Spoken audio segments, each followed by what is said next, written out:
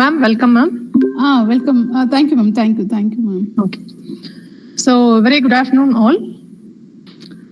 I welcome you all for the International Conference on Smart Technologies and Application 2022, ICSTA 2022. Now, I'd like to introduce the session chair for this session 4.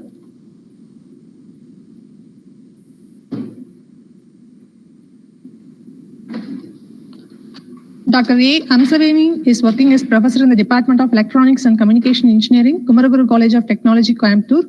She received her BA degree in Electronics and Communication Engineering in the year 1998 from Kongu Engineering College, Perundurai, and MBA in Applied Electronics from Karunya Institute of Technology, Coimbatore in the year 2002.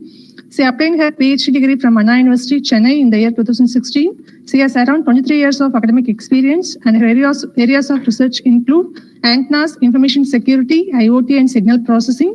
She has published around 65 research papers in international journals and conference proceedings. She has authored a book titled Antenna and Wave Propagation. We welcome you, ma'am. Now, I would like to introduce the second session chair, Mr. B. Kannan, Assistant Professor, Senior Grade, Department of ECE, Ramco Institute of Technology, Rajapalayam. Welcome, sir.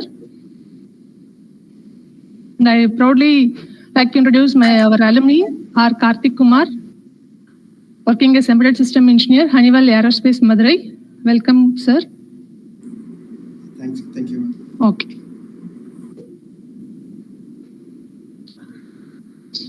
I welcome all the participants and presenter for this session. Now I invite the first paper ID 115. The title of the paper is Battery and Electric Vehicle Monitoring and Quality Oriented Production System and GSM Based Billing System. Authors are Dr. B. Perumal, Mr. A. Subhash Balaji, Mr. Elakapudi Ravikumar, Mr. Nirmala Shai Krishna, Dr. J. Jenny. Kindly present your screen. Yes, ma'am. Okay.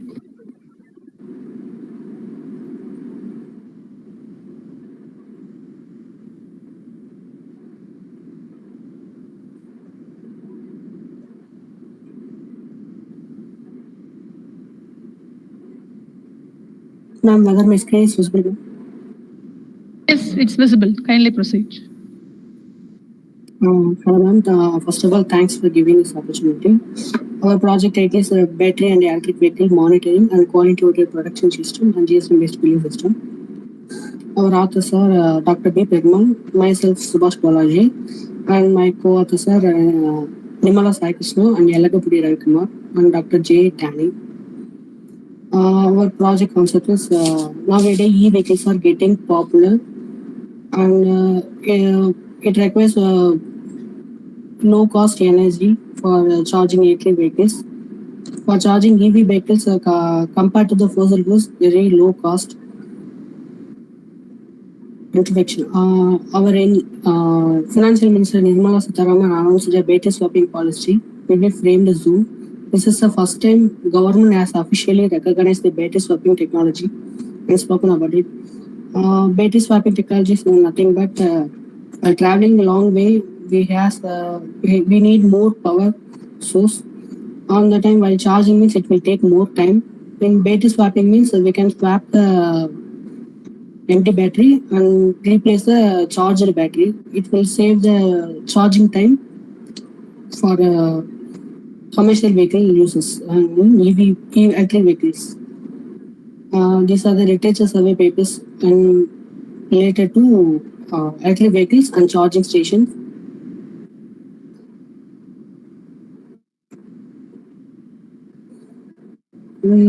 Disadvantages of existing technologies. They forgot to check the minor problems in their electric vehicles, like whether the batteries bulge or not, over temperature radiation, output flow of power consumption, overcharging, like that problem they won't consider. This type of problems getting very dangerous to the electric vehicle users. Our project will helpful to detect this kind of problems. And next is the block diagram of our project, and this is the circuit diagram, and this is the methodology map.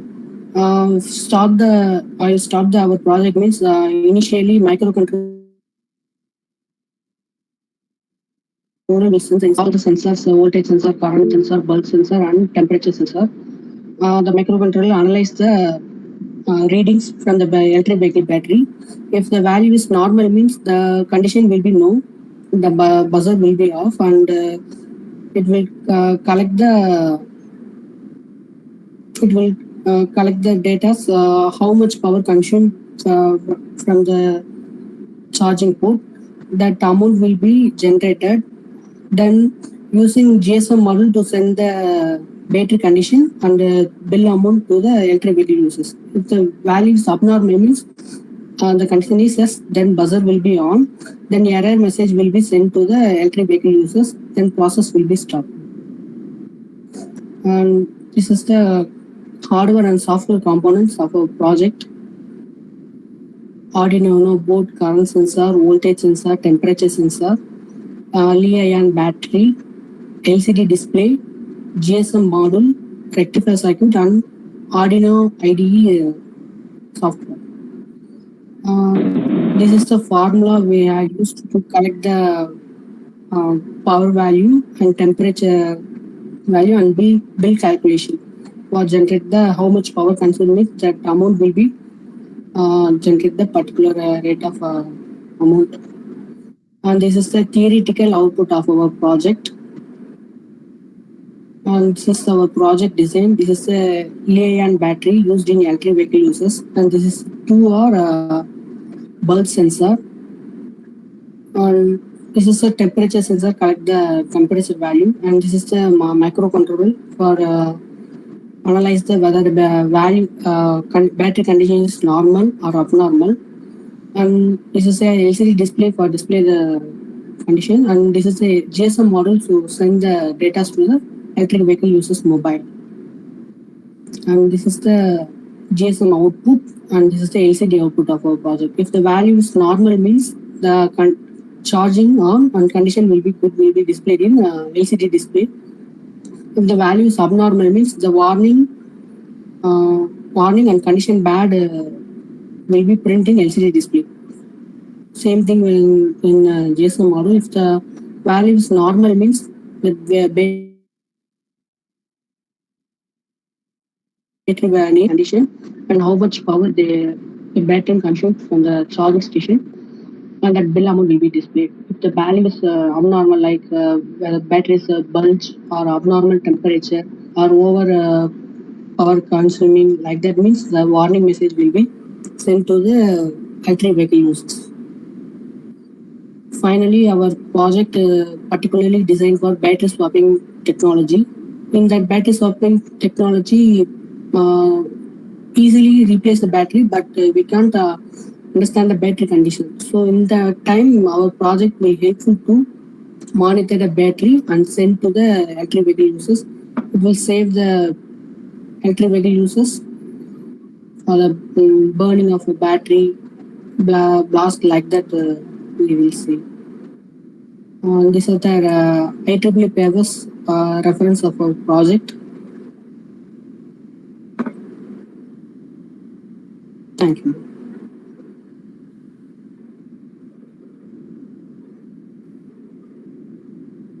Ma'am? Subhash? Subhash, am I audible? Yes, ma'am. Okay. You could Yes, ma'am, put your abstract and conclusion in bullets. Okay, so hereafter please don't do like this. Okay, you have to keep the abstract and conclusion in bullets. Okay, our objectives like that you have to prepare. Okay. Okay. Okay. What is the use of bulge sensor? While overcharging, the battery will be bulging. Oh, okay. So this will sense whether the battery is bulge or not. If batteries touch that sensor, means that button will be pressed. It will, our microcontroller will assume battery is bulge. Okay. The battery condition is abnormal. So what are the threshold values? What should be the maximum voltage or temperature level. In your PPT, you mentioned it as 360. What is the temperature is 360 means what? You go to the slide. No, you have to fix threshold values, no? Voltage, current, and temperature for a normal battery. If the current value exceeds the threshold, then it seems the battery is 20 to 45. But in your program, what about the voltage and current? What's the maximum voltage voltage that sensor, you can stand? Voltage, current.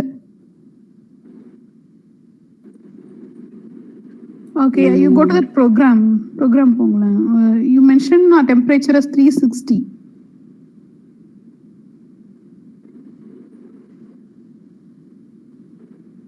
in that slide, we programming to mention the program statement.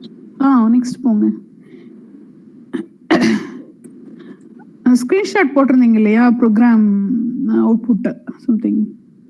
That is GSM model output model. Yeah, GSM, okay.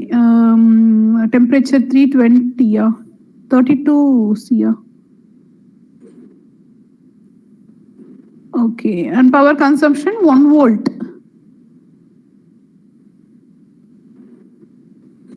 Yes, ma'am. Temperature 320 irukku, then here it is 360, 32 C Celsius. 32 Celsius. Celsius. Okay.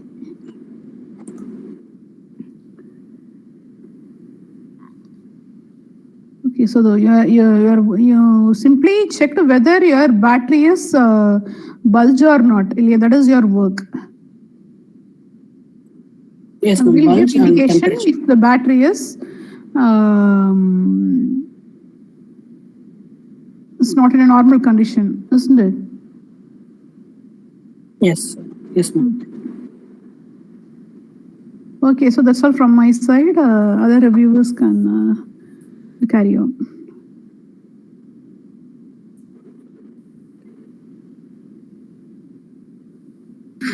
Karthik Kumar, do you have any question? Yes, sir. Yeah, you can. Yeah, Balaji, hi. So, is this experiment will be implemented in user system, or it will be implemented in seller's point of view? We design on prototype models. 12 volt Li-ion battery we used. No, that's fine. We That's get fine. one approval from. That's fine. So, is this for customer end, or is it for seller end?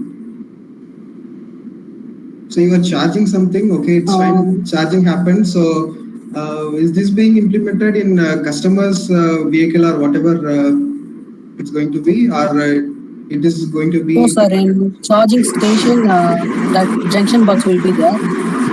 Okay. In that box, we swapping battery means we can't analyze the battery condition. So on the time, this product will be analyzed, sir. Okay, fine, Balaji. Okay, sir.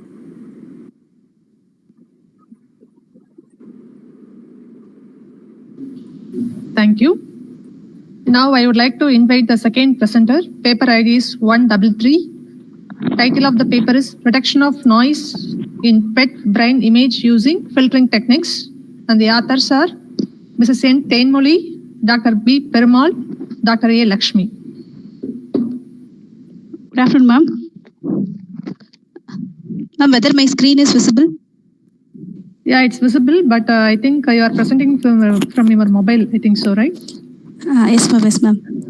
So, okay. can you tilt your mobile so that it will be visible in landscape mode?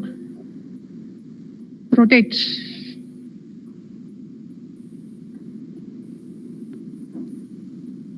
No, just give a rotate option so that it will be visible in landscape mode.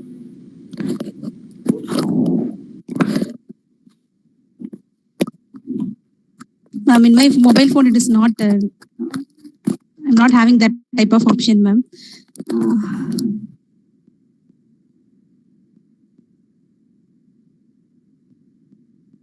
Actually, I have also sent my PPT to the coordinator.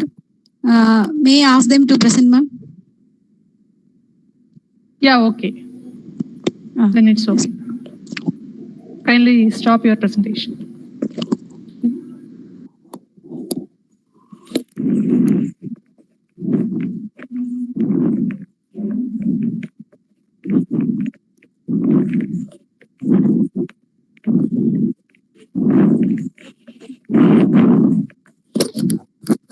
Can you able to see the screen?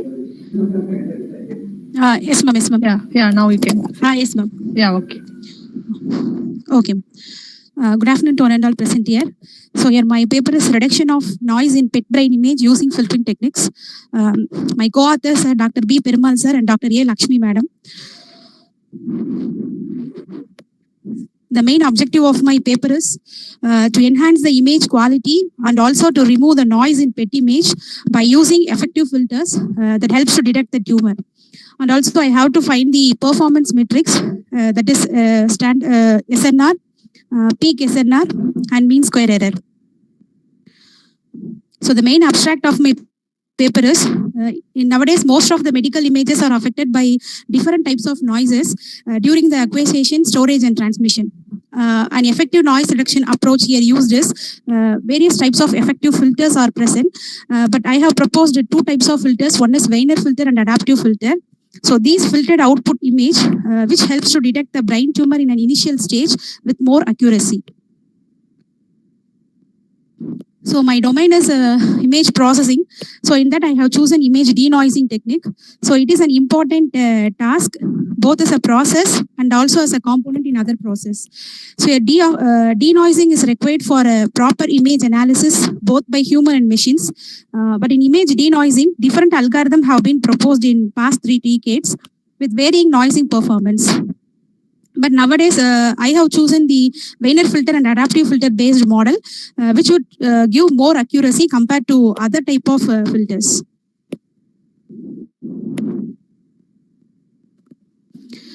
So these methods are, however, limited for a requirement of large training sample size and high computational cost.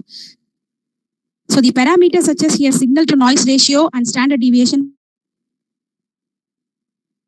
are obtained by using quantitative results.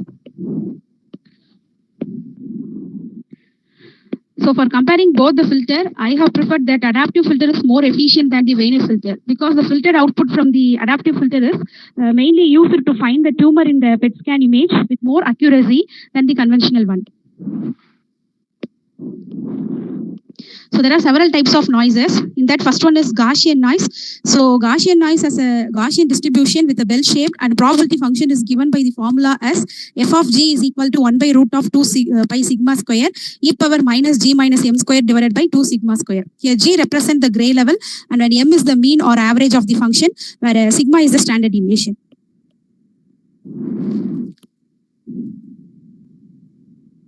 And the next one is salt and pepper noise. So it is an impulse type of noise. These are caused due to errors in data transmission. It has only two possible values. Either it will be high or it will be low. For an 8-bit image, the typical value of the pepper noise is 0 and for salt noise is 255.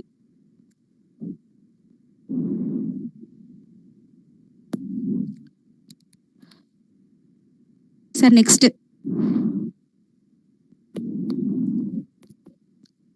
Sir, next slide, sir.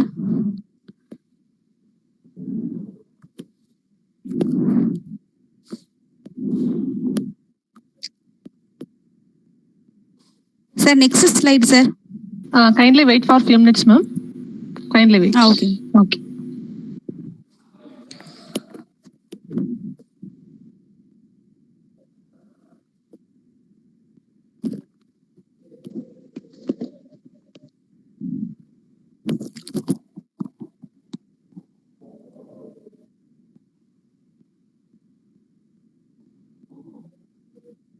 Kindly wait for a few seconds, ma'am. Okay, ma'am.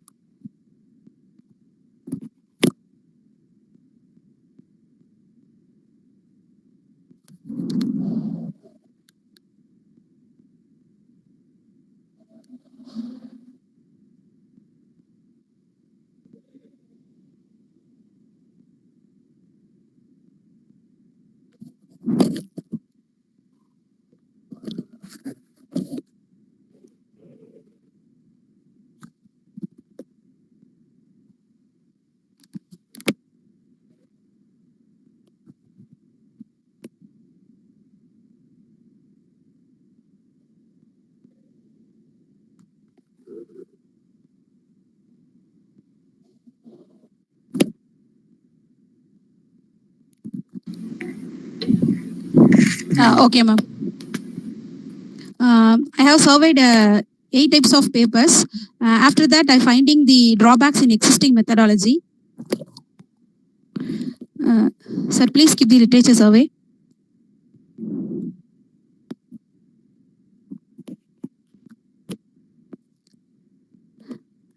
Sir, literature survey skip பண்ணிருங்க sir. நான் straight drawback சொல்லிடுறேன்.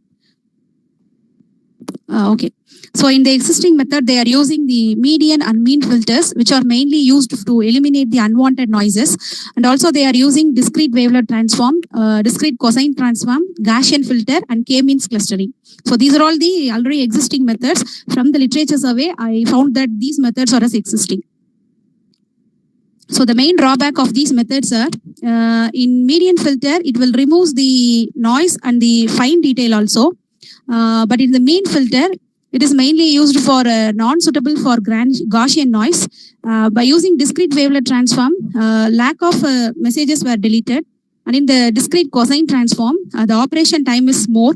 And in Gaussian filter, the time it will reduce the details of the images.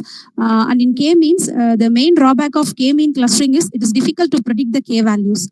So these are the drawbacks. To overcome the drawbacks, I have proposed a Weiner adaptive filter. It is mainly used to remove the noise in medical image, which is more effective. So the image denoising has been done by using 3 steps. One is noise identification, and second one is noise correction, and third one is image enhancement. And also I have used fuzzy C-means clustering, which is mainly used to segment the PET scan image that will give the better result. And also I have to measure the performance variance of 2 different filters. So this is my block diagram. So I have taken the PET image as an input image. After that, I have given it to the pre-processing. So pre-processing is mainly used to convert the grayscale image into color image, and then I have to give it into the multi-threshold option. After that, I give it to the pixel. In pixel classification, it will classify the images into several types of pixels. And then I have used the Weiner filter and adaptive filters. So by using that filters, I have to eliminate the noises. After that, I will segmenting my image. And finally, I give it to the classification block. And then I have to classify whether tumor is present or not. And then I have to find out the performance matrices. So this is my block diagram explanation. So I have separated these my paper into 4 modules. The first one is pre-processing and multi-threshold. After that, I have given to pixel classification, and then Weiner and adaptive filtering techniques are proposed. After Weiner and filtering and adaptive methods proposed, it will classify and segmenting. And finally, I have analyzed the performance parameters. So this is the existing SNR ratio. So I have compared all the SNR, PSNR and MSE values with all the filters. So compared to all the filters, I have get the better output in adaptive filter. So in SNR, I have got 45.17 dB as an SNR value, and my PSNR is 54.67, and the error time is very less compared to all other methods, which will be 0.14. So these are my results. So this is future extraction. After that, classification. And then finally segmentation. So this is my result. So this is mainly used in medical image processing. It is also used in signal processing and for speech analysis. Nowadays, it is used in satellite image processing and is mainly used in the PET scan and MRI scan. So I have used the software as MATLAB software. So these are all my reference papers. Yes, thank you. Okay.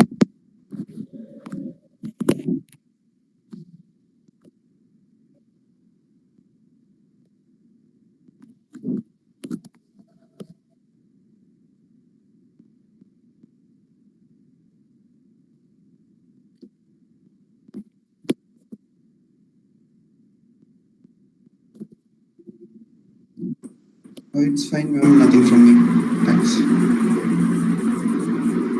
Okay, Tenmuli, am I audible? Yes, ma'am. Okay, Tenmuli, you presented well. Can we use the same algorithm for other types of brain images like the MRI or a CT scan? Or what special operation you have to do if it's a PET image? Ma'am, actually, in other type of filtering techniques, they are getting high type of errors. So I have preferred.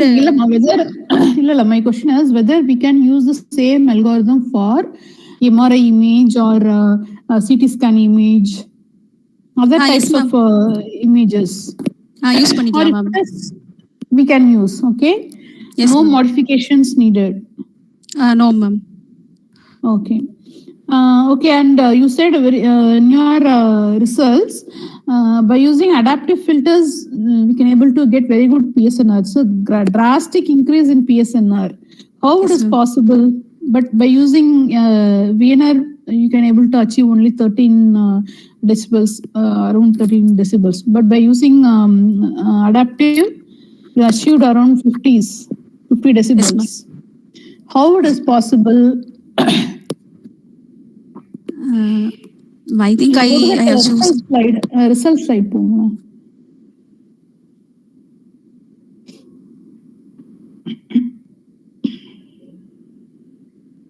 Previous one. By using VNR, you got around 15. But in drastic improvement. How it is possible? What feature of your adaptive filter gives you this much of PSNR? First of all, what is an adaptive filter? Actually, in the previous I have chosen filter as adaptive filters. Okay.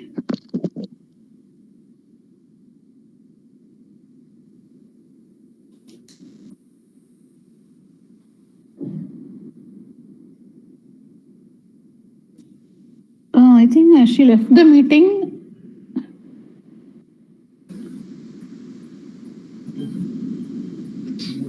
Ma'am, left back. Sir? 10 only, ma'am.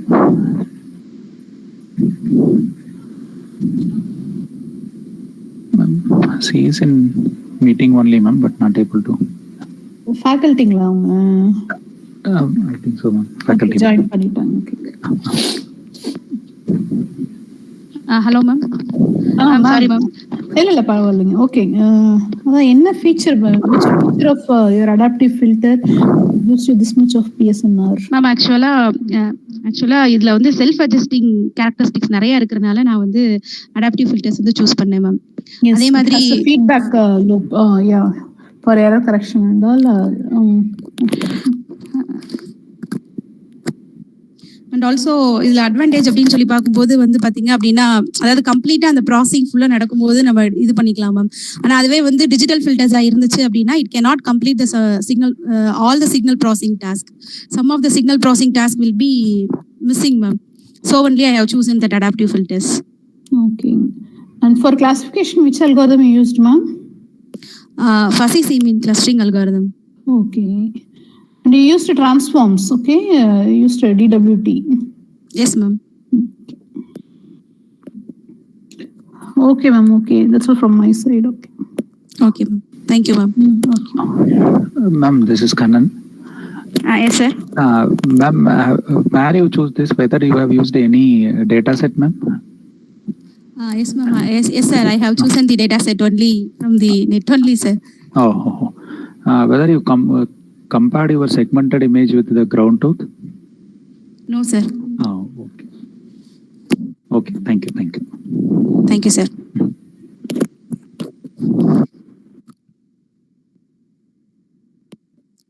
Shall I leave, ma'am? Karthik illenchu. Okay. Thank you, ma'am. Leave, ma'am. You can leave, ma'am. Thank you, ma'am. Okay, sir. Thank you, sir. Thank you, sir. Okay.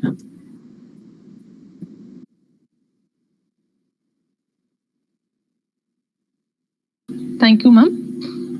Next, now I call upon paper ID 127. Title of the paper is Artificial Intelligence Smart Electricity Bill Management System.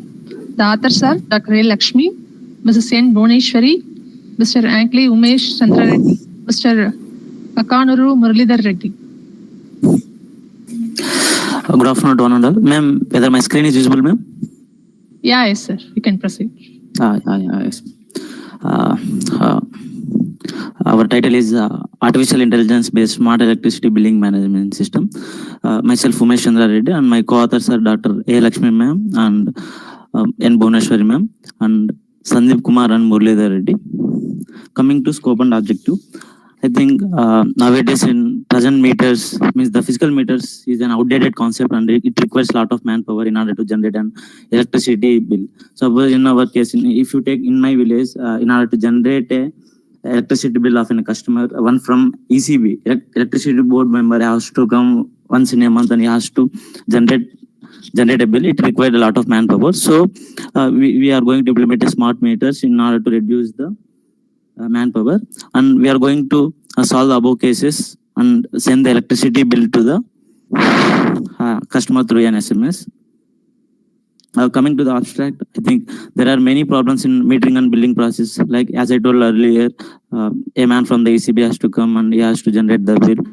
So the probability, there may be a probability of non-existence of the customer at their house during that time.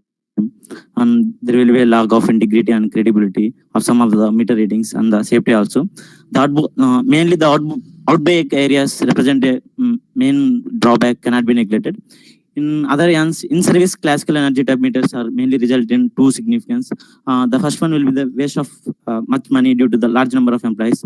So in order to generate a bill, it requires a lot of employees, so it will be used loss to the government. And the second one will be weakness in electricity management, which results in lack in electric power. So our present paper provide an excellent solution. Means, in other words, we can say as automatic electricity billing management is designed in such a manner. The electricity energy consumed to get an accurate reading, then energy meter reading is sent to the control center in the electricity department based on GSM technologies. The system in the electricity department receives readings and make processing operation on them and extract the bill details that must be paid by the customer. And the system also send a current bill and due bill and total bill to the paid by the household owner or customer owner. Also, the proposed system has the ability of automatic power, means sometimes if a customer fail to pay the fee, it may give notification to the ECB so that they may cut off the electric power to the household. These are some of the literacy surveys which we have in fair.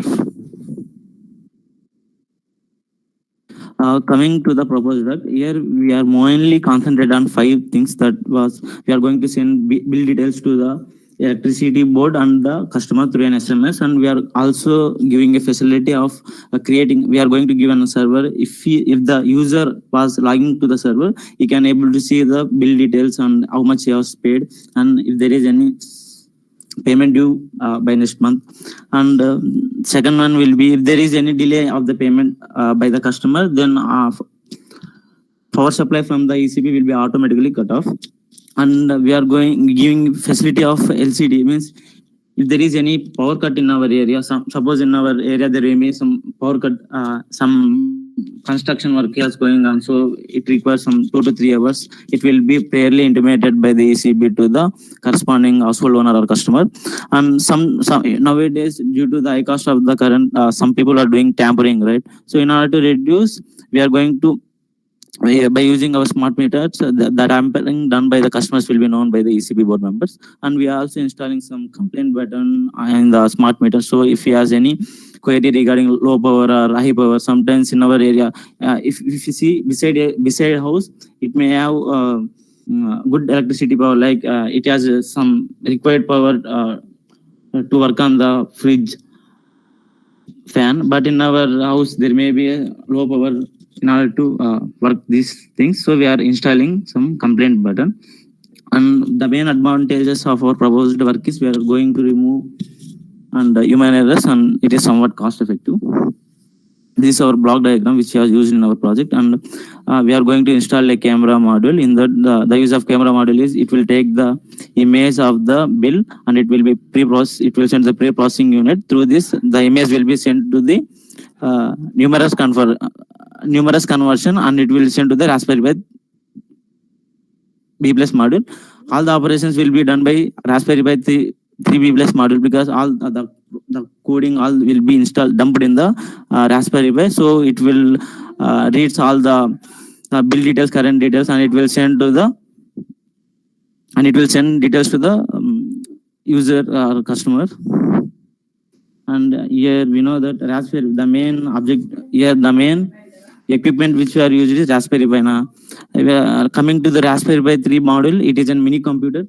We can say is a credit card size board. It has a Broadcom system on chip, and it has a 1.2 gigahertz processor, and it has mainly 40 pins. Out of 40 pins, 26 are input and output pins, and remaining will be ground pins and power pins. And it is no storage, inbuilt storage will be available in Raspberry Pi.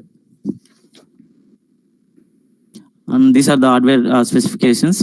And coming to the methodology of flowchart, first of all, we are going to read consumer voltage or current watt used by the customer. It will calculate the current bill. If month is done, it will calculate date, month. It will calculate the power, and it will send to the customer through an IoT, Internet of Things. If the bill is not paid, the parameters will be reset to old values, and it will the current month bill will be added to the old bill, and the new bill will be generated.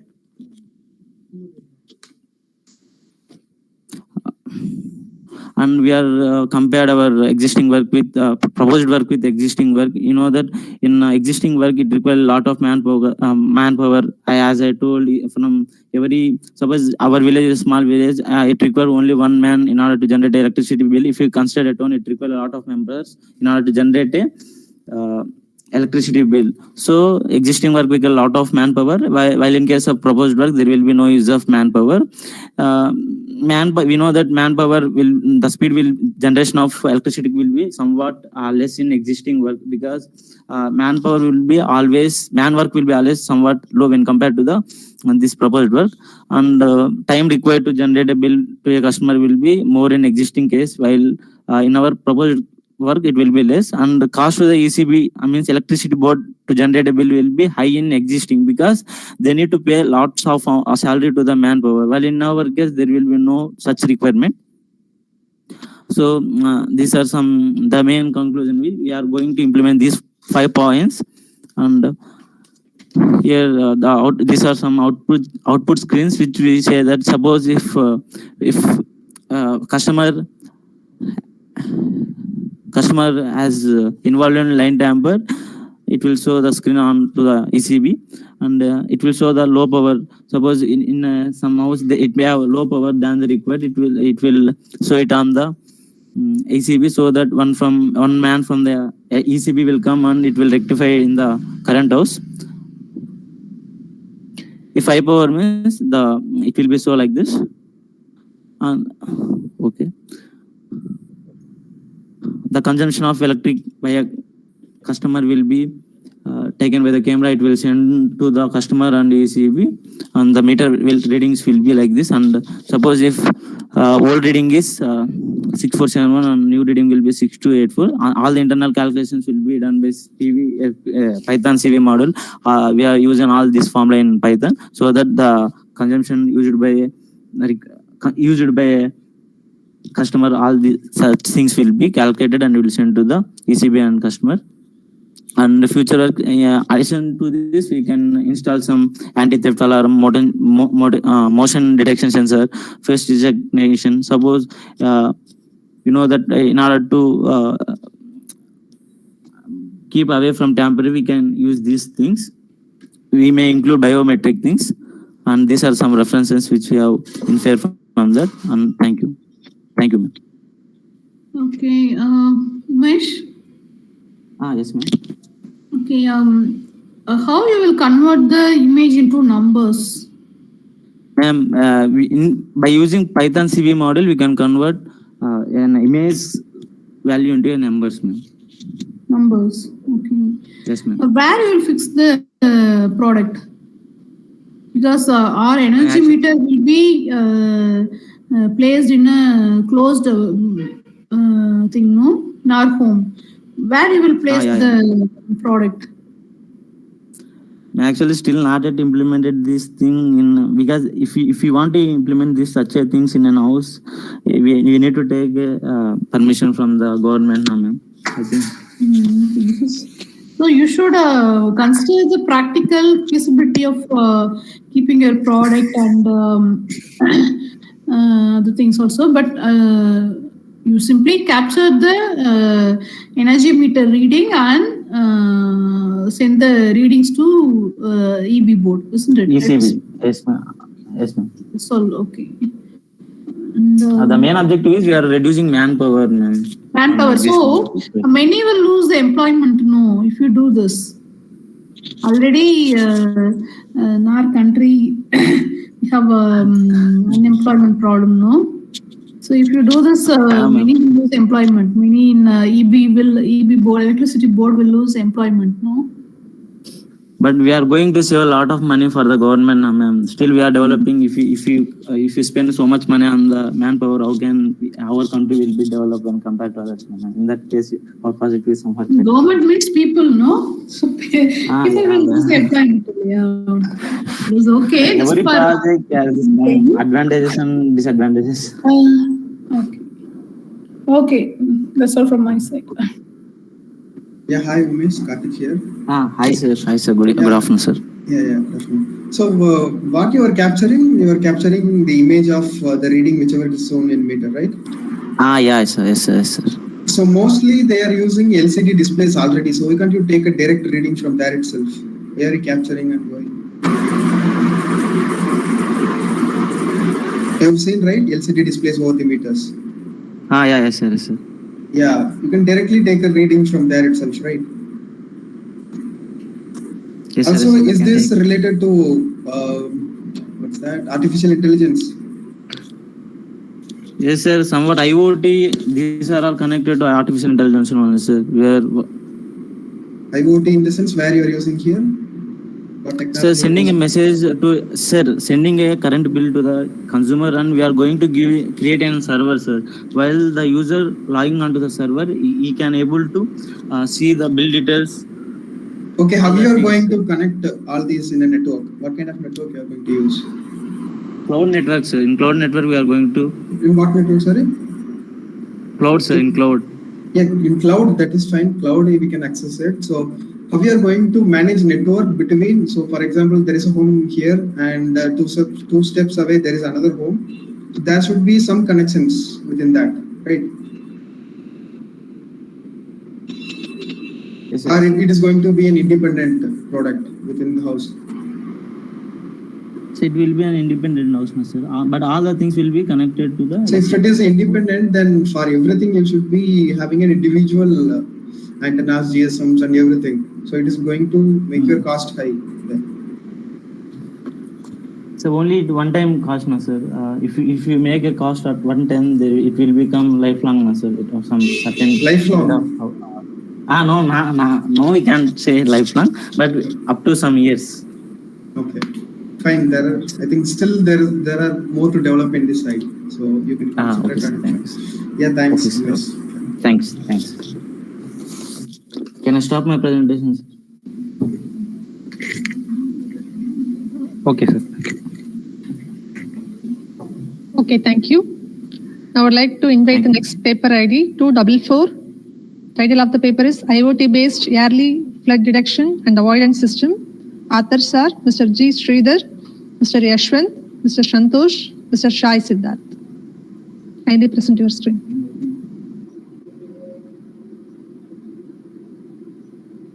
Is my screen visible, ma'am? Yeah, it's visible. Good afternoon, everyone. I'm here to present about IoT-based yearly flood detection and avoidance system. The main objective of my project is to predict flood and inform to the nearby villages to avoid the damages caused by the flood. This system eliminates the impacts of the flood by various natural factors detected by the use of sensors. Temperature sensors, humidity sensor, and water level sensor are used to detect the flood. The system is connected to Wi-Fi module. Its data can be collected and accessed anywhere from IoT. The system sends SMS to the nearby peoples through GSM module. And the data will be uploaded on the web page through Wi-Fi module. But these are the sensors. Humidity, temperature, and water level sensors are used for detection of flood. The water level sensor is fixed on a predetermined point. When the water level reaches to a certain point, it will alert the surrounding peoples. The system collects data of the natural factors by using different sensors. The system consists of Wi-Fi module where the data is collected and shared to the web page, so anyone can see the temperature, humidity, and water level.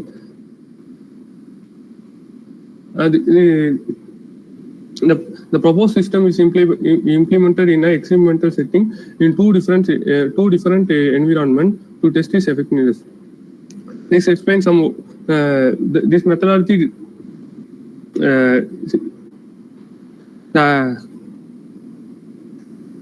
Flood monitoring and alerting systems are used in the nearby rivers or dams through SMS or buses. An Arduino UNO microcontroller is used to control the whole system, and a GSM module used to send the SMS to the nearby peoples. The temperature, humidity, and water level sensor is used to detect the flood. And the calculated level value is also updated through SMS. And it also is mentioned on the web page. The block diagram is simple. Arduino LED display is used to display the humidity and temperature anytime. GSM module is used to send the SMS to the nearby villages. Wi-Fi module to access the data through in the web page. These are the three sensors to detect the flood, and the Arduino UNO is used. Arduino UNO is used. It has 14 digital input/output pins, 6 analog pins. It has USB connection and USB connections for the power supply. The Arduino board can be powered using USB cable from computer or any other power sources. GSM module is used to send messages to the nearby villages. Wi-Fi module is used to send the data through internet. This is the output of the Wi-Fi module. You can see the temperature, humidity, and water level through this, and you can alert the nearby villages and reduce the risk factors. This is the LED output of the sensors. The temperature and the humidity level is always shown in the LED display. If the humidity level is more than 90%, the occurrence of flood is high. So the alert message will be displayed to everyone near the flood detection area. And this is a GSM message alert service will be sent to everyone nearby the flood or river area to take immediate evacuation or safe transfer to safe place. These are the references of my projects, IEEE papers.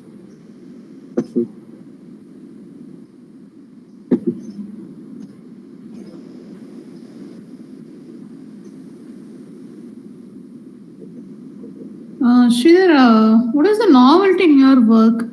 It's an existing work, no? You have simply used the sensors and the sensor based on sensor output. You are giving alert, no? Yes, ma'am. So what is the novelty in your work? To detect the flood and safeguard the people. Flood update, it's,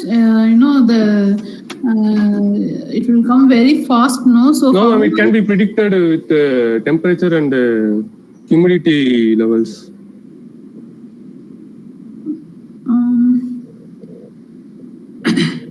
Okay, but for example, the sensor will cover what is the distance that will be covered by your sensor?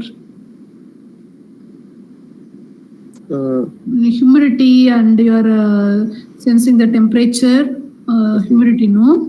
Yes, ma'am. So what is the distance covered by your sensor? 5 to 10 meters. 5 to 10 meters.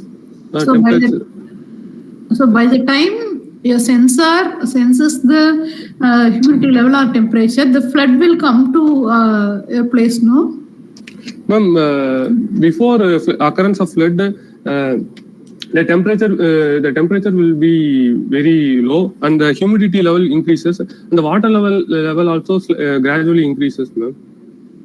I'm talking in dam, ma'am. So we can predict that and we can send messages to the. I don't think the practical feasibility of the system will be good. Okay.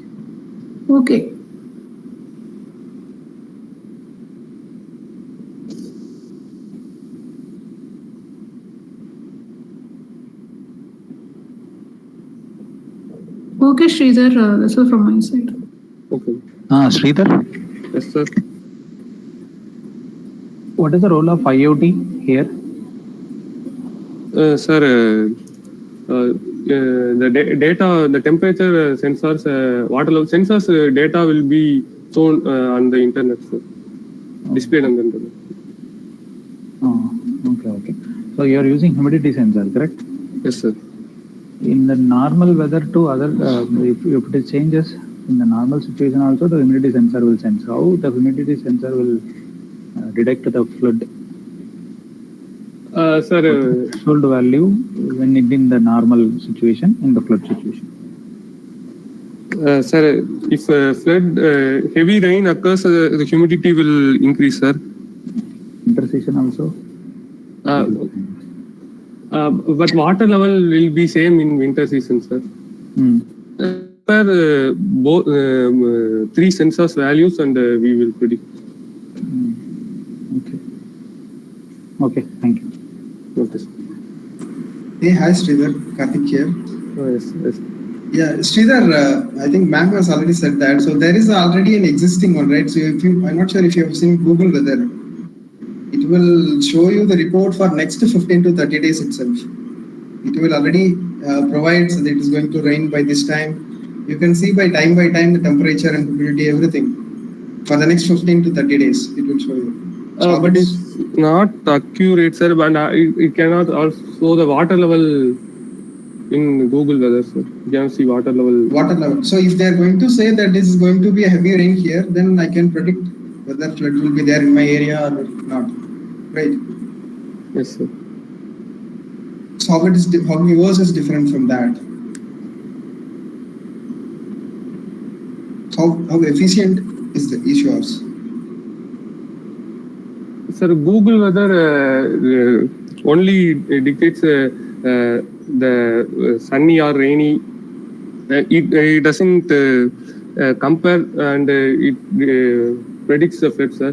But this project will compare the temperature and water level and humidity around the environment around the dam or river, and will predict and send SMS to so you have developed some new algorithm that will predict this one? No, sir. From the data, so you are having the data, temperature, humidity, and everything, dam size. So you are going to. If humidity level more than 95%, and the water level reaches the threshold level, and the occurrence of the flood is possibly 70% more. Okay, fine, Sridhar. Thanks. Thank you, Sridhar. Now I call upon next paper ID 264, least cost automation-based wireless sensor networks in multi-node with multi-process data clustering for vehicle rim manufacturing industries. The authors are Mr. B. Ravindra Kumar, Mr. M. Karapaya, Mrs. K. Maheshwari. Very good evening to all. My PPT is visible to everyone? Yeah, it's visible. Once again, good evening to all. It's my great pleasure, and I would like to thank first of all, the Ramco Institute of Technology, the Department of ECE, as well as the ECE, the department faculty members, everybody, because you're giving a great opportunity to present our paper for this forum. Especially very hearty welcomes to our presentation session chair, Dr. Amsaveni, Professor ECE, Kumaraguru College of Technology from Coimbatore, then Mr. B. Kannan, Associate Professor from ECE RIT Rajapalayam, R. Karthik Kumar, Embedded System Engineer, Honeywell Aerospace Madurai. Once again, I welcome you all and give your valuable suggestion, valuable feedback on after our presentation. We are a polytechnic teacher. Our college name is T.S. Srinivasan Center for Polytechnic College and Advanced Training. This is our team. I am Ravindra Kumar, lecturer of ECE department. My colleague, Mr. Karpaya, lecturer of senior lecturer in mechanical engineering. Then Ms. K. Maheshwari, she is belong to electrical and electronics engineering department, because it's a collation of all the departments together, because with their help only I can go with the further of this particular topic. So that is why we are three of us has come from different domain, and we are going to present today paper. Now welcome to the presentation. So our paper title is Least Cost Automation Based Wireless Sensor Networks and Multi-Node with Multi-Process Data Clustering for Vehicle Manufacturing Industry. So we are belongs to TVS company, industrial related institution, our institution. So we met so many industries, and specifically in wheel manufacturing industries, they are used for so many sensors and actuators and different kind of field they can use for that. So our three of members, we are together to getting some idea to how we can implement to bring it our industry to industrial 4.0. So that purpose only we are going to select for this particular topic, and also the majorly we are focusing on the least cost automation, the word of least cost. With the least cost, how we can to improving our entire system is going to be to connected with wireless technology and improving the industrial scenario as well as the ambience of the industries. So these are all the various points we are going to discuss. Abstract, then what is the role of wireless sensor network and industry, then specifically the manufacturing industry in a vehicle rim manufacturing industry, WS and role, then step-by-step procedure of rim manufacturing industry, then how this particular step-by-step procedure of rim manufacturing, each and every unit is going to be to grouping with the help of the various sensor node and actions, then finally conclusion. So most of the industries nowadays, they are seeking for how are they going to bring it up for the industrial 4.0 in the manner of automation, fully automation, because the less human intervention as well as the major of this automation purposes to improving the quality of the product, as well as the least cost, as well as to making the zero reduction. So these three major fundamental things. But it's highly challengeable for the manufacturing industrial sector because the several processes will take places. So these all the process, because if it's taking an example of the wheel rim, that rim is going to be to under the process of 18 units in Wheels India Private Limited company. So here each and every units deliberately they will do the separate operation. For example, the rim first it will come from length of the strip. So that strip is going to be take a part of the coning machine. Then after that, we're going to be a welding process. Then after going to another one more is the coining. So many processes are there. So each and every process are made separately. That it going to be it's a more number of the human intervention will be there. So our motto is how we can to integrate all these 18 units without any human intervention, we can complete the successful of the automations. This is our motto. So that is why we are going to develop for this particular research work area we have to done for all the three people. And also the machine-to-machine communication. For example, the PLC, the programmable logic controller, nowadays, all the industry they are using. So the PLC communicated only, which is using for Profibus as well as for the Ethernet communication only. So that is also mandate. So apart from that, how we can use it for the various, the physical parameter is going to be to take that signal, how we can to integrate with this automation process. That's everything we can research in this particular domain area. So in wherever most of the industry, they can use wire type of communication only. Very few industries only they are using partially for the communication mode. Particularly they are used for export the product. The final quality as well as the export the product only they can use for the wireless mode. Apart from that, rest of the all the process which is only used for the only the communication through a wire type of mode. The least cost in the industrial environment, the machine to machine, as well as we can collection of sensor nodes, we can communicate with the wireless principle. So already I told you, because we have used several type of machines, and particularly we making for the final RIM product, we can use n number of machines. So suppose the first machines is going to be to take a heat treatment of particular strip. So after that, it's going to be taking for annealing process. And after that, it will going to for the coining process and coning process, several processes are there. So each and every process they can use for the pressure sensor, temperature sensor, then vibration, then so many sensors they have been including for the proximity sensor for metal detection. So many sensors are there. So these all the sensors we can be using to connect with the in terms of the wireless mode to improving the efficiency and zero effect and errors. So it may be or it will be definitely with the least cost automation for industrial wireless sensor network basis.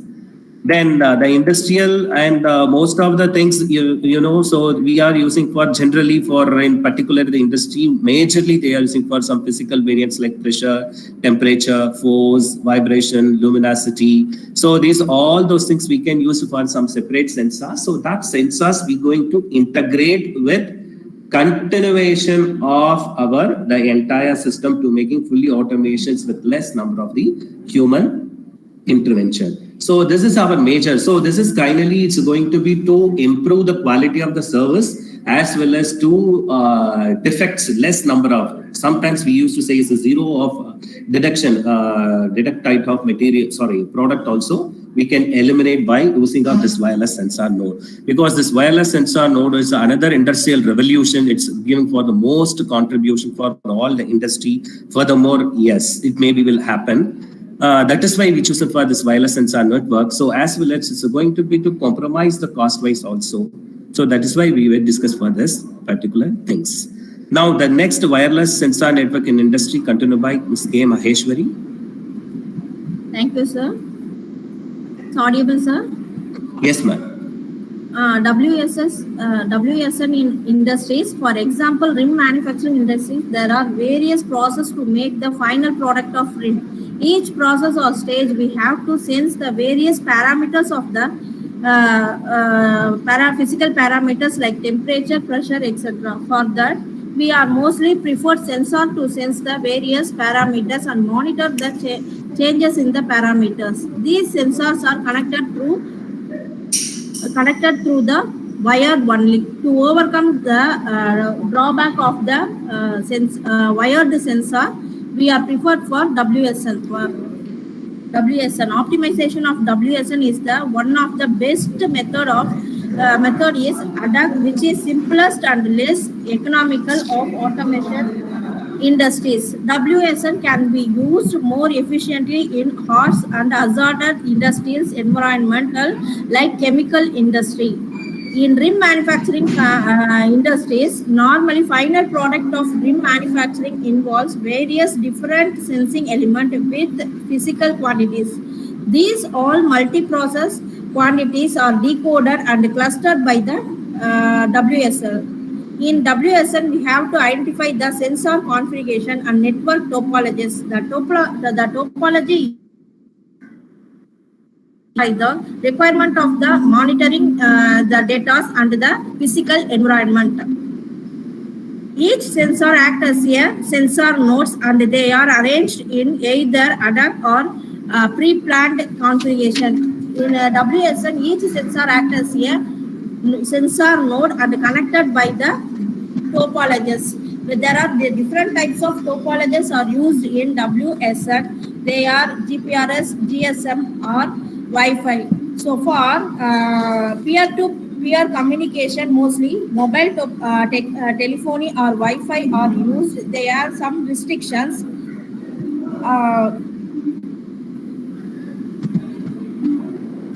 Some restriction. Mostly we prefer for ZigBee to enhance by including authentication or data encryption for security. By using WPN and WiMAX can connect many devices in the mesh topology where any node can be communicated with any node.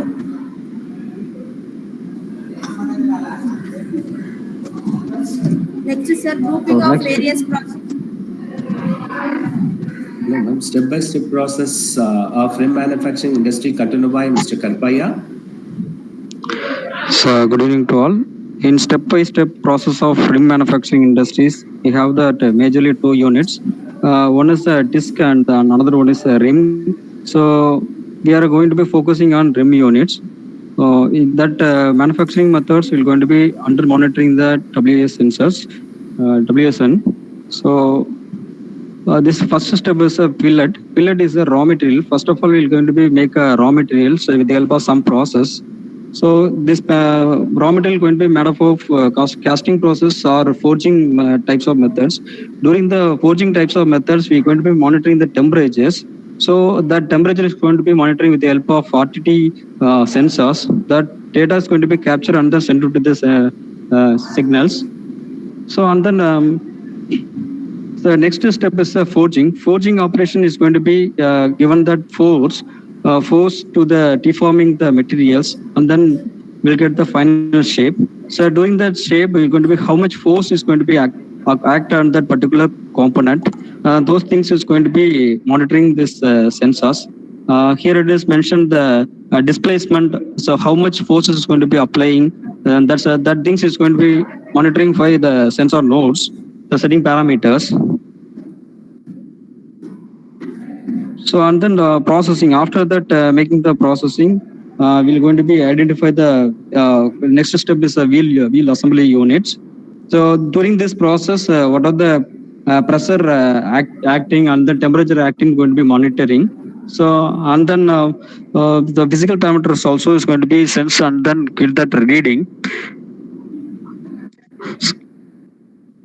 So in this rim units, majorly is two types of operation is there. One is plating, another one is pressing. Here it is plating. After applying the plate coating, then we'll apply the forces. So here it is rotating. Rotating drum is going to be monitoring with the help of press contact sensors. And then so after that process, we're going to be make a holes on that rim areas. Circumferentially, we have to do the holes with the help of some drilling operations. That drilling operations is make it perfectly that location is drilled or other things you're going to be monitoring with the help of VR sensor, virtual reading sensors going to be because that the holes is available or not available. It's going to be sensed and then give that reading. So and finally they will go for wheel assembly and then get all the things we're going to be getting together and then finally we'll get that component of the wheel. So finally we're going to be assembling for the vehicles. So next, grouping the process of rim manufacturing industry. So the rim manufacturing earlier, Karpaya was mentioned all those things, the billet forging and processing and the plate assembly. Here all the units has the sensor actuators. So this everything we have to group by using of, because here we are just we can identify what are the process we have to be able to do. These things only we have to discuss still so far. So maybe in future we can use for routing algorithm as well as leach algorithm. We have find that two algorithm. That two algorithm, by using of this two algorithm, we can successfully to make for the entire system to making a fully automation industries. And then another one of the sample also we took, this is a Lucas TVS. The Lucas TVS, the manufacturer is an alternator manufacturing unit. So, and this unit, the particular, the rotor assembly, stator assembly, then plate assembly, this all those things absolutely with the help of the n number of actuator sensor nodes are they have used. So this everything nowadays is only used for the manual operation. As we plan, we will plan to go for is to clustering all the data to making some use for to wireless sensor network and bring it to that. Again, we can implement this wireless sensor node based automation process industry. Then these are all the simple mechanism of the various type of pressure sensor, temperature sensor, then valve position, vibration. So all those things we can use for some protocol, communication protocol. That protocol via we can grouping all the process, and we have to make a successful the complete automation, the industrial 4.0. Then this is also the simple thing of again the alternator assembly unit. So this is a various sensor, the RTD, A to D converter, then pressure, A to D converter. So because without this converter, A to D converter as well as that, we may not do that for any physical parameters. We can communicate with any machine to machine as well as to the output devices also. Wherever we can between the input and output devices, absolutely nowadays we can use for the n number of digital meters as well as the digital encoders, digital systems we can use. So that absolutely we need both A to D as well as DAC converter. So that is also going to be to correlate with the corresponding the different kind of sensors to making the clustering the data, and we have to improvise our wireless sensor network to bring the industrial 4.0. So this is finally the conclusion.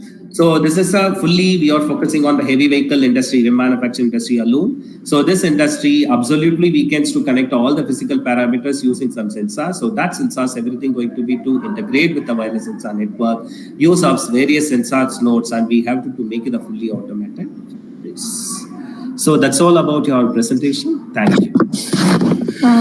Okay, sir, you presented very well. And sir, what is the maximum or minimum number of sensor nodes you use in your post work?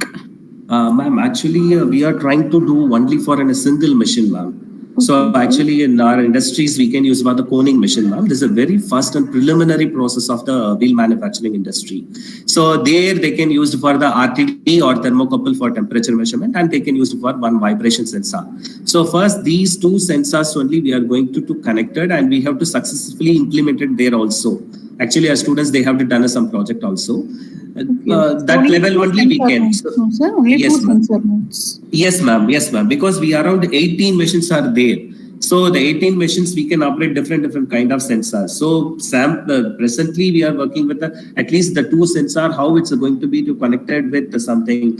Because basically we can use the Arduino controller, and we can use for the what is that? Another one is the LP ARM controller. Also we have used actually for that for the coning machine. So that machine we can incorporate it with one temperature sensor RTD. That RTD will keep on, it will monitoring for the temperature level. If any variations of the temperature will sensor, immediately it will stop the push of the machine. Then it will intimate to the person, those who are operating for the machine. So that level only we have to finish, ma'am. So what is our motto? We can to connect it for the entire the system. So the entire industrial environment and all the process should be to integrate with the wireless sensor network.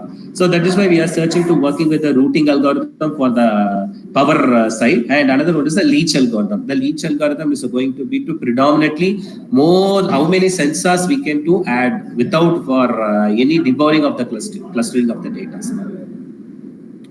Okay, sir. And what type of WSN protocol you used, sir?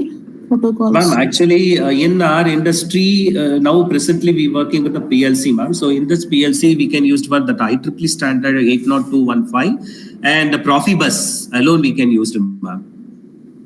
Okay. But actually what we planned, so in future we can go for the Raspberry Pi. Apart from that, the 6 low power PAN is available, ma'am. Nowadays, the 6 low power PAN is used for, we can connect it more number of sensors, ma'am. Okay, sir. Okay. Okay, sir. Okay, thank you. Sir, good afternoon. Yes, sir. Very good afternoon. Sir, whether this data collections is used for inter-industrial communication, or we can use this for Sir, actually, this is only because as an industrial premises, they won't give for anything to leak for the outside, especially for the final product development alone. So this is only which is used for the industrial premises only for the automation process, sir. But it's not good because they can use it for an R&D level, so they can use it for so many secret codes, especially for the CNC machine. They can operate the G code, M code, whatever may be that, right? So in this kind of situation, they can maintain for some confidential things, so that is why we can only use it for the industrial premises alone, sir. Okay. Sir, while manufacturing the wheel, you are measuring something, correct, sir? Yes, sir. Absolutely. Those values will be compared with someone other values, that is which are already available value. So those things is how you are taking by your own, or you are referring others? No, sir. Actually, very first itself I explained, because we have the 18 processor. So the 18 processor operated by the individual machine. So all the machines are now presently in our industry operated by separately. It's not communicated sequentially. Okay. Sequentially means definitely we will require the human intervention. So human intervention means the first process getting over. After that, some person, the layman person, is going to be to use some AGV or whatever maybe that they can bring it up to next stage. But our motto only to communicate, once the first process is getting over, automatically the particular product or tool, it's moving to the next stage without any human intervention. Okay. Assembly line. In the assembly line. Yes, sir. Exactly, sir. Exactly. Okay, thank you, sir. Thank you. Hello, sir. Yes, sir. Yes, sir. Very good afternoon, sir. Yeah, good afternoon, sir. So you are automating the environment. You are going to monitor the industries, whichever is happening, and you are going to make it a cloud, right? Yes, sir. Okay. So WSN, is it something new? I'm not aware of. Sorry, I'm asking. So is there any extension you did in that, or is it already pre-available? No, sir. But industry-based, because WSN is a common platform, sir, which can be used for, because WSN is not much more difference for IoT, because both are something which is closely related to that. But here we can, some physical parameters we are going to measure, and we have to use to cloud it. That's all. But the wireless sensor network, it's a very first scenario, I suppose, because I searched so many papers and literature survey also I have done. But they can use it for very particular, the specific machine, or specifically they are using some applications oriented, specific applications. Suppose if using fastening machine, so screw, nuts, bolt, like that, So that type of machines only they can operate for the wireless sensor network. But as our motto, we can to implement this wireless sensor network through entire the industry premises. Even though if you want to do data logging system from bottom to top, because when you're entering the raw material, that raw material position, raw material weight, whatever the invoice and everything, we have to feed into the field, and we can use it, and everything we have to put it in the cloud, and we have to operate it. So that is also we can use for some gate sensor we can use to measure the weight and everything. That also we can connect it with the step-by-step process. But how much of it will going to help for all the process? Absolutely, it's not possible. Sir, earlier, Mr. Kannan sir has said it's applicable for us as assembly line. So we are to migrate it even though from bottom to top, but how much of it will go, whether we don't know, because still we are only doing the research. But absolutely we are making to connect for all the, our motto is to making the assembly line is going to be to complete automation. Fine. Thank you, sir. It was nice. Thanks. Shall I stop my presentation, sir? Yeah, yes, sir. Thank you, sir. Thank you, ma'am. Yeah, thank you. Now I call upon next paper ID 292, IoT-based drug delivery system for pulmonary lung disorders. The authors are Mr. G. Shivakumar, Mr. R. Devanayagam, Ms. A. Balakritika, Ms. S. Mera.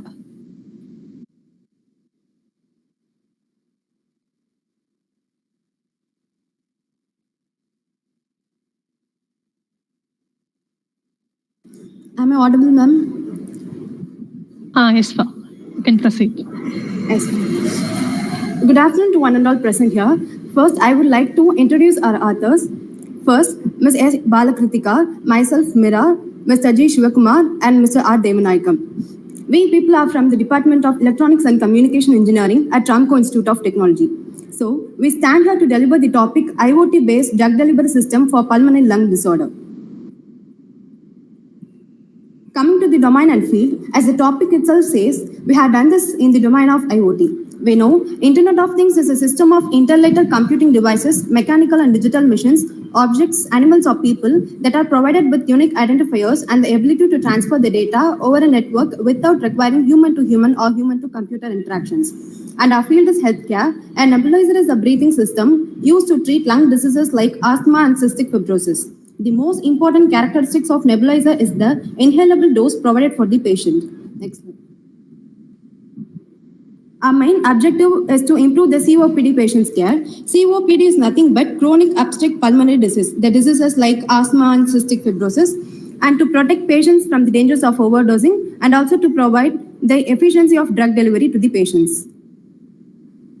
Our abstract is controlling the drug delivery for ventilator circuits is the most difficult task. Normally, the majority of medication is lost during exhalation and the patients are forced to breathe in accordance with the medicine flow, which may cause suffocation. The proposed system manages the drug delivery in all ventilator environments with and without humidification and controls the airflow for children, adults, and the elderly and sends data to the appropriate people via IoT.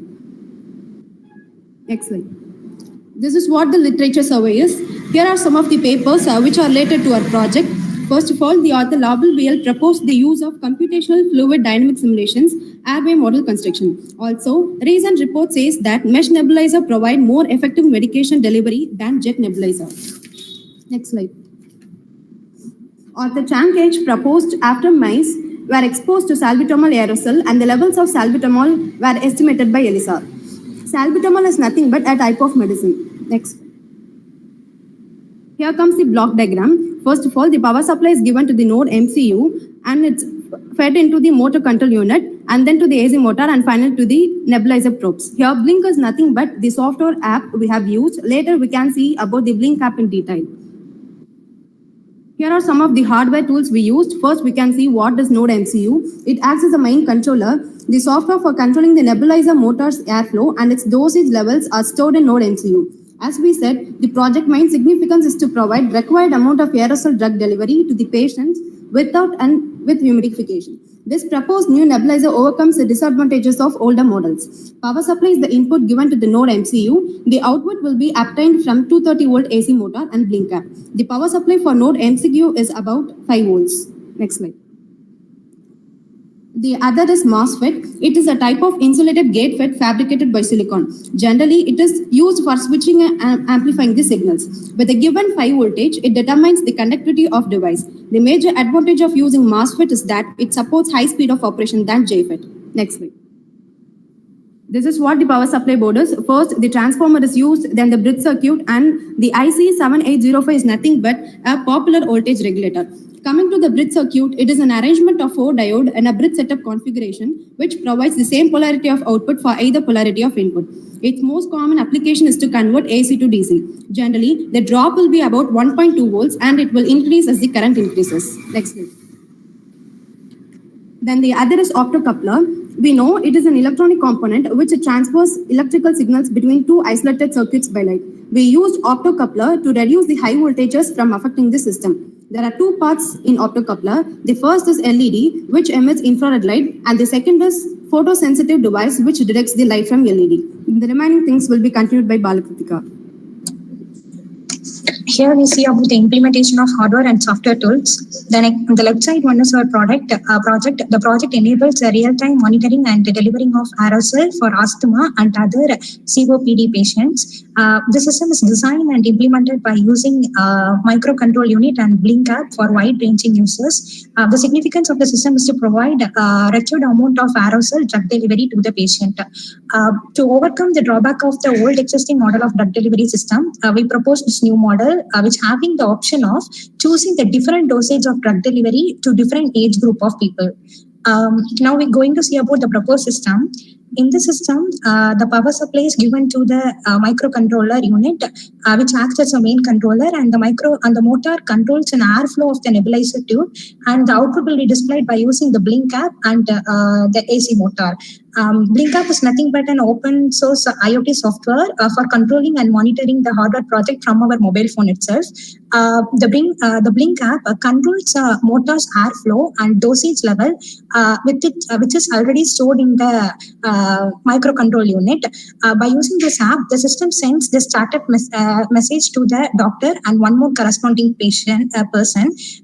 This message contains the patient data and the dosage level. Then the doctor will verify the dosage level from the respective patient. Whether the dosage level is correct in ratio, the doctor click OK in the pop-up message which is displayed in the Blink app. Then only the system starts to begin the delivery of drug to the patient. If the ratio of the drug is incorrect, means the doctor want to adjust the dosage level by using the edit option which is available in the Blink app. Whether any overdosage of the prescription occurs in any case of malfunction, the pop-up message will be sent to the doctor and one more corresponding person. The system provides an opportunity to prevent the excess flow of drug to the patient and save the patient's life.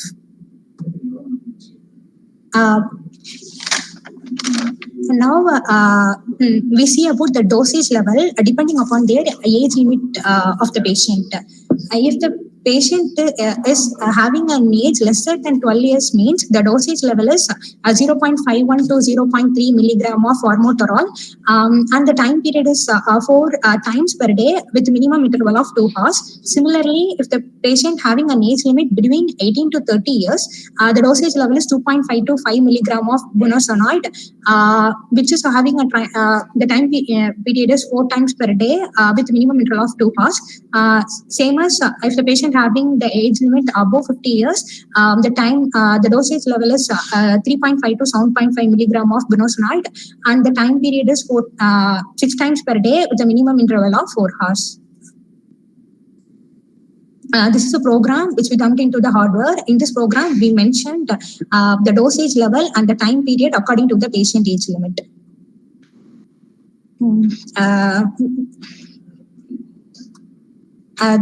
This is a pop-up message which is displayed in the Blink app. Here, the name of the patient and their age and their dosage level is displayed. Whether all the data are correct means the doctor can approve by clicking OK. Conclusion: the nebulizer is a breathing system used to treat the lung diseases like asthma and cystic fibrosis, as well as other respiratory illness. The most of the important characteristics of a nebulizer performance is the inhalable dosage provided for the patient depending upon their age limit. Future scope: humans can make mistake, but computer does not make any error. In future, this device will minimize the staffing needs for provide quality medication for COPD patients. Reference: these were the papers which we referred for doing this project. Thank you. Okay, your presentation is very good. Okay, so how will you feed? Actually, you have to feed age level to the system, no? Then only then it will give correct dosage to the patient. If the age is, how will you feed it? How will you feed the age? By dumping writing program, if the age limit is between below 12, means this kind of medicine was given. Likewise, we programmed. That is okay, ma'am. But every time when you give, okay, when the system is functioning, you have to feed the input, no? Yes, ma'am. We already the data of the age is also given. By collecting the age of the patient, we provided the drug. Okay, and it has to work in real time. Otherwise, if the dosage level exceeds, it will affect the patient. Okay, it will so it should be a real time one. Once the doctor said okay, the system will start to deliver the drug. Yes, ma'am. Yes, ma'am. Then only the system automatically begins. Otherwise, it stops. Only clicking OK, it starts to work. Okay. And this is applicable for only this type of pulmonary disease, isn't it? Yes, ma'am. First, we started this project. Furtherly, we will working up Okay. for futures. Okay, ma'am. Okay, that's all from my side. Thank you. Hi, Kritika. Yes, sir. Yeah, it was nice actually, nice, good idea. So, is it for the live patients they are under the treatment in hospital, or it is like because delivering the drug in the sense, how come that deliver? What are you If the referring there? patient is in hospital, but if the doctor is in a remote state, remote place, they can able to access from their place itself. Will that automatically provides injects the drugs to the patient? Is it like that? Yes, sir. Yes, sir. So this should be how much sensitive it is. It should be highly precise, right? Because you're treating critical situations. How precise it? Okay. The idea is nice, but yeah, it should be like highly precise. Okay, take care of that. Okay, sir. Okay, sir. Thanks. Thank you, sir.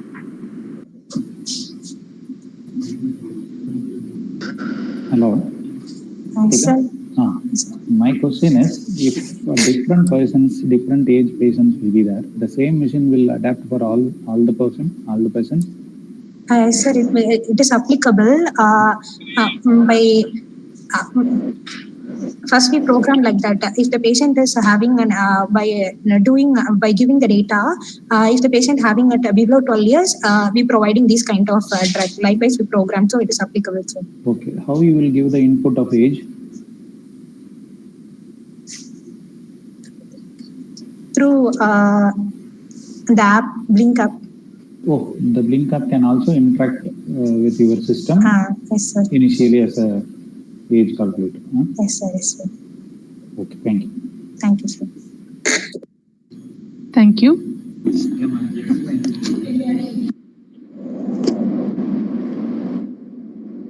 Now I call upon the last paper ID 305, an integrated multicast route approach for efficient link quality in ad hoc networks. The authors of the paper are Dr. S. Gobinath, Mr. S. Pragveshwaran, Mrs. S. Madhumita.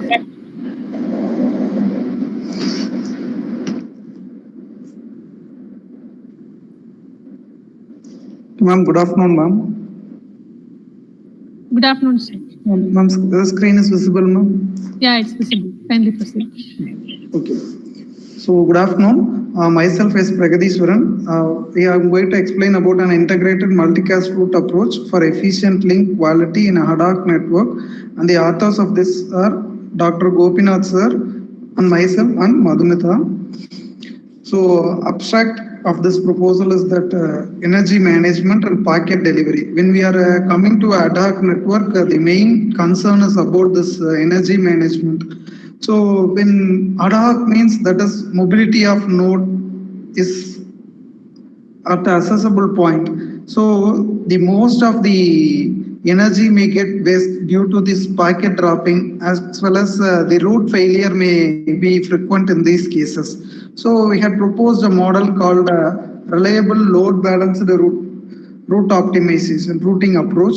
So this will provide, on the other hand, this will enhance the energy efficiency, as well as it is we have tend to improve the lifetime of a network. So this work has been divided into 3 phases. In the first phase, the primary thing what we had needed is to identify the route. So in this first case, the optimal multicast route will be discovered. In second phase, estimating and providing a good link quality through this threshold values, as well as in the third phase, the energy efficiency. And so improving this energy efficiency is the third space. So these are all the some literature surveys we have made. So in this pictorial representation, this dot represents the reliable node, as well as this arrow mark represents the reliable link.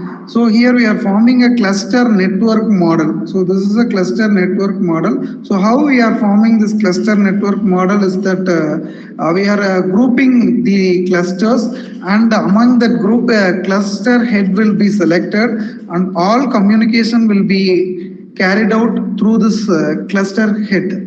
So how this cluster head has been chosen? So because this cluster has been chosen based upon this transmission energy as well as its capacity of interconnected nodes as well as the energy that has been residual inside the cluster. So what is this purpose of using cluster head is that this cluster head is going to monitor the behavior of the node and the path through which the packets has been delivered. So here the routes are computed based on this quality as well as this energy efficiency and delay. So next here we are defining a term called epoch.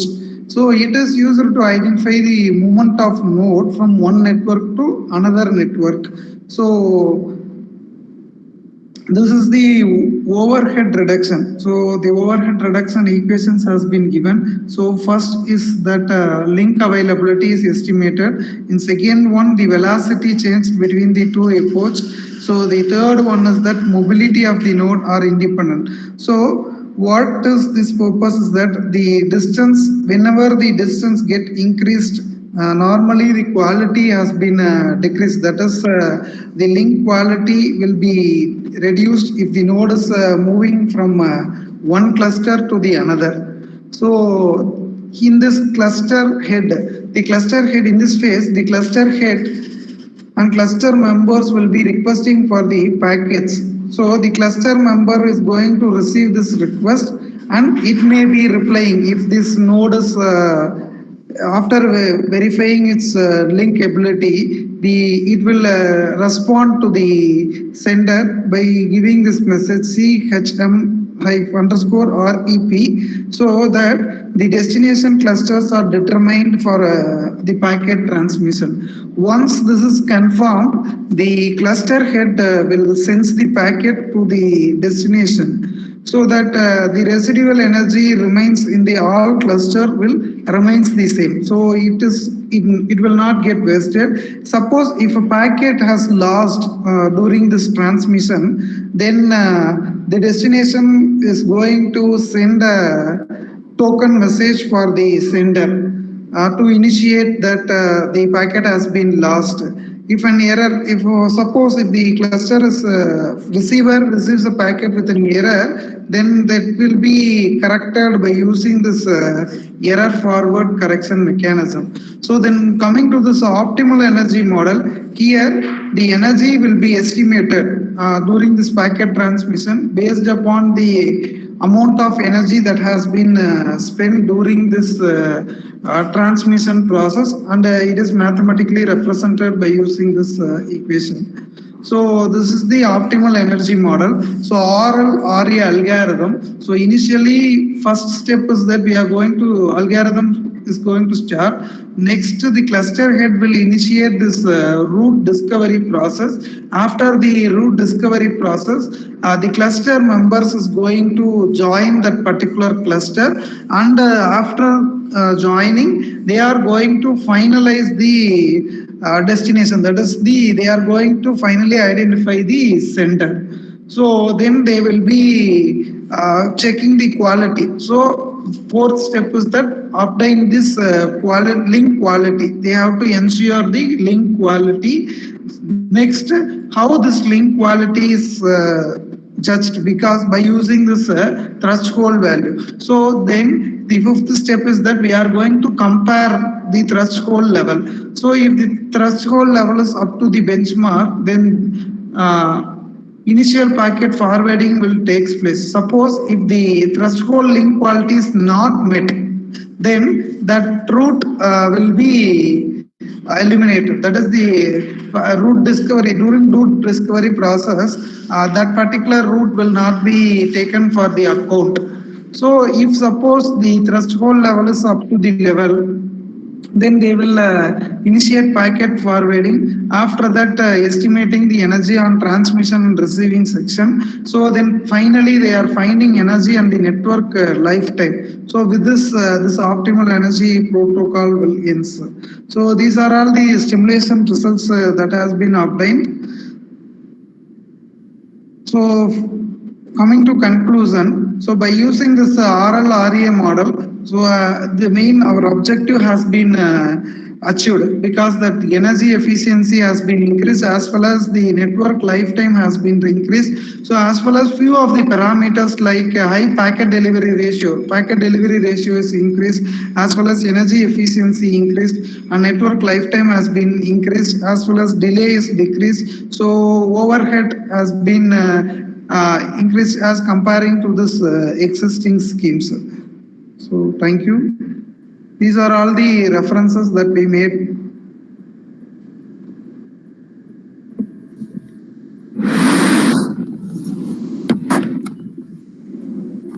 Sir, nice presentation. Thank you. Have you used any performance metrics to validate your algorithm? Yeah, ma'am. We had considered that packet delivery ratio. We are taking few metrics, ma'am.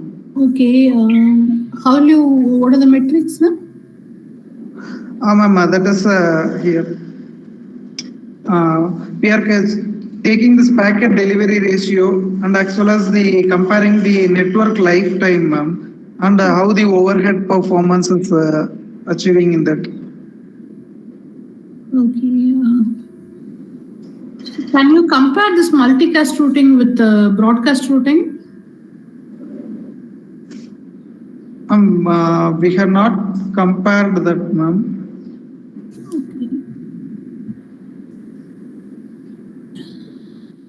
Okay, sir. And what type of protocol you used, sir, in your work?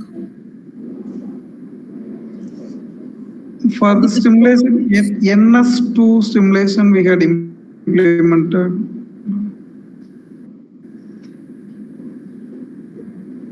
Okay, sir, and on your slide, packet delivery ratio is 97 to 58%, sir. What is it? Ma'am, that is minimum of 58%, ma'am. At the maximum, we can reach up to 97%. It should be 58 to 97. Yeah, okay, ma'am. I will correct it.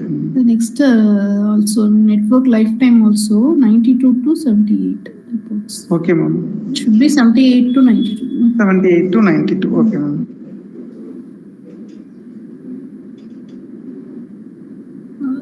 So the novelty in your, can you tell me the novelty in your work, sir?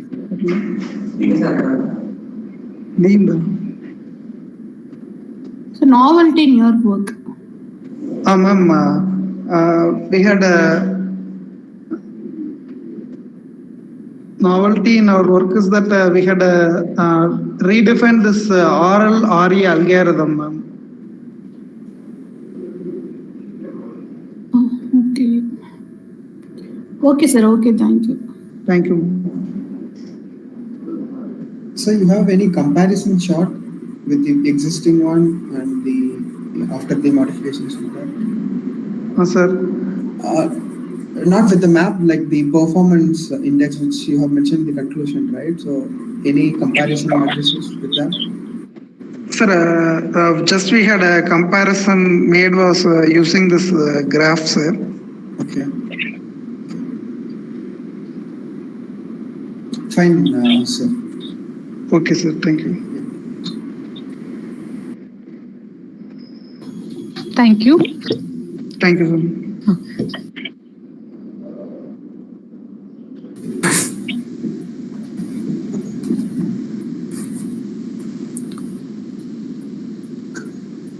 Finally, so I thank Dr. A. Amsavani ma'am, Karthik Kumar, also Kannan sir, for giving a valuable suggestion. Thank you, sir. Thank you for the opportunity. I thank the management and Perenaki ma'am, HOD ECE, Raghavan sir, and Kannan sir for giving me this opportunity. Thank you. Thank you. I also thank participants for giving an excellent presentation. Also, I request all the participants to fill the feedback link. Also, you inform your other authors to fill feedback form for getting a presentation certificate.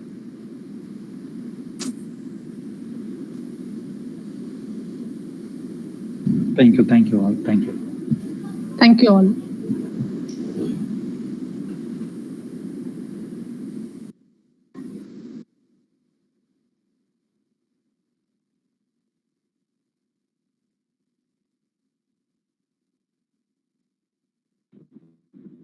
இல்லவா?